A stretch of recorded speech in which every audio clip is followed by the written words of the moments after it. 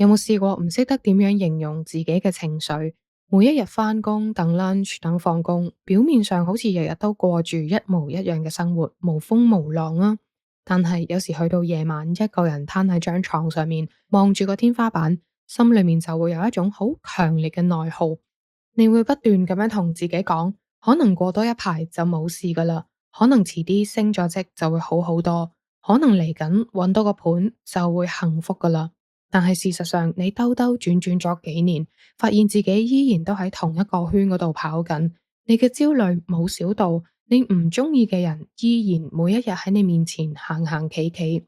Gordon Livingston 係美國一個資深嘅精神科醫生，喺佢呢一本《這一生你要體會的30件事》裏面，講咗一句好真實、好現實嘅說話：如果地圖同現實唔 match 嘅話，錯嘅絕對係你手上面嗰一張地圖。我哋好多時都過得好辛苦，係因為我哋一直都用緊嗰一張我哋長輩呢個社會或者係刻板印象俾我哋嘅舊地圖，去行一條根本唔屬於自己嘅道路。你以為只要咕一聲吞咗佢，忍下啦，只要做個好人，世界就會對你溫柔。呢個就係你嗰一張地圖最大嘅謬誤。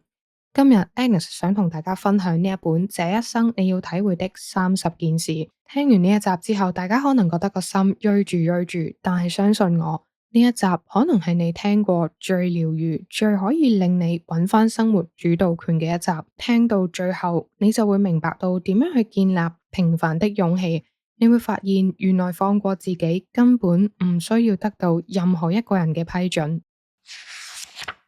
書裏面有一個都幾顛覆我嘅 concept， 好多時候你覺得自己好委屈、好嬲或者係好無助，其實都係你自己揀翻嚟噶。可能有人即刻就反駁我：Agnes 有冇搞錯啊？我老細無端端俾個大鑊我孭喎，我成個星期放工都要幫佢執屎，我嬲到隻眼飆晒紅筋、爆血管咁滯啊！你竟然話我嘅嬲係我自己揀嘅？Gordon Livingston 喺書裏面講咗一句說話。我哋嘅行為先至係我哋最誠實嘅反應。所謂口裏說不，身體卻很誠實。好多時候憤怒、嬲啊嗰一種無力感或者係無奈，只不過係我哋自己用嚟逃避去改變現狀嘅防衛機制。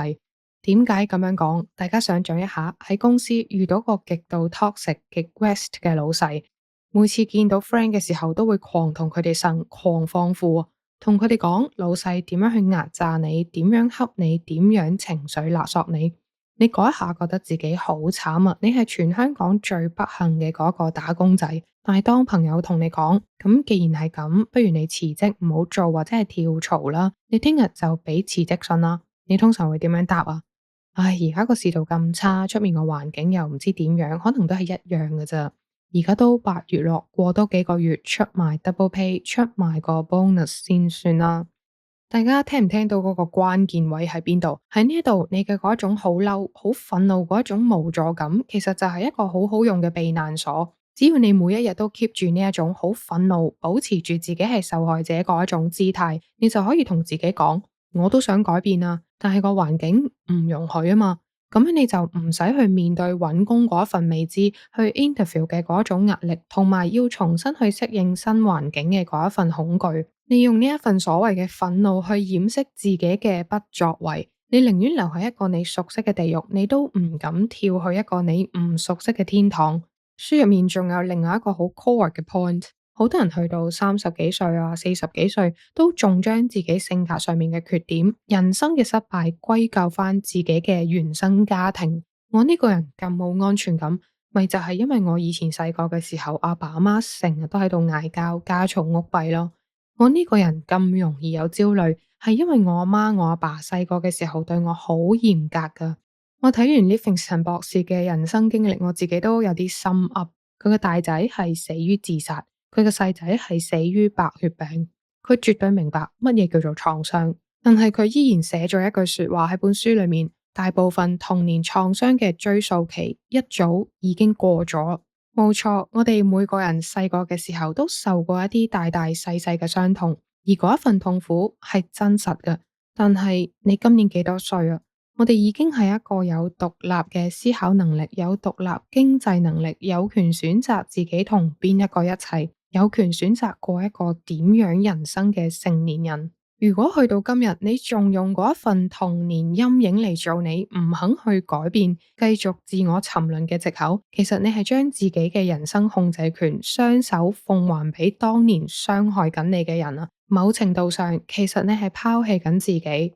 你將自己 fix 喺嗰個受害者嘅角色嗰度，因為扮演受害者最舒服，最容易得到人哋嘅同情，而且最 main point 係受害者唔需要承擔責任。但係如果你嗰份地圖錯咗，你就要認，你而家過得唔好，未必係因為你過去遭遇過啲乜嘢，而係因為你而家選擇咗繼續行緊同一條舊路，想行出呢一個困局，第一步就要承認你嘅憤怒係你自己製造出嚟嘅盾牌。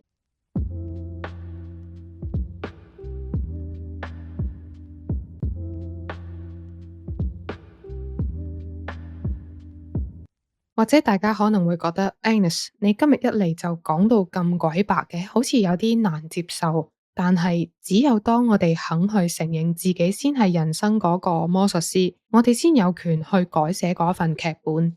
好多時我哋覺得生活好辛苦，唔係單單淨係因為返工本身有幾咁多嘢做，好多時都係因為我哋嘅人際關係，我哋身邊總會有人不斷用愛嘅名義去情緒勒索我哋，又或者係有時我哋會不知不覺咁去幫人哋孭咗佢嘅人生責任。當我哋勇敢咁樣去承受呢一種不被身邊人喜歡嘅代價，我哋嗰一張生活地圖先至真正撥開雲霧見青天。如果你聽到呢一度覺得個心裏面有少少被滋潤到嘅話，Agnes 好歡迎你而家就留言同我分享，你手上面拎緊嗰份舊地圖，到底幫你承擔緊啲乜嘢恐懼？可能聽緊嘅你而家身處喺一啲好窒息嘅職場環境，又或者係經常都俾人情緒勒索啊！而家我哋明白咗自己嘅內在盲點，但係實質上我哋應該點樣喺呢一個咁高壓嘅環境裏面，用課題分離同埋建立邊界去同呢一啲人際關係徹底鬆綁，又點樣去建立一種人人都好缺乏嘅能力，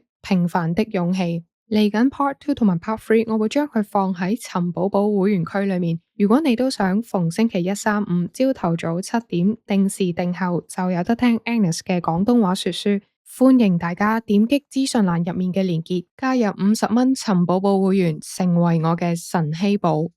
如果你想星期日夜晚9點半舒舒服服一次過毫無保留聽晒完整版嘅分享，再加埋我為大家親手整嘅筆記，大家可以直接加入80蚊成為我嘅星光寶。喺呢個 channel，Agnes 每一個星期都會為大家分享一本書，呢一個係非常之值得嘅自我投資。無論點樣都好，多謝大家今日聽完我嘅分享。我係 Agnes。逢星期一嘅朝頭早，我會喺呢個 channel 度免費同大家分享 Part 1。我哋下集再見，尋寶寶們，我哋會員區見，拜拜。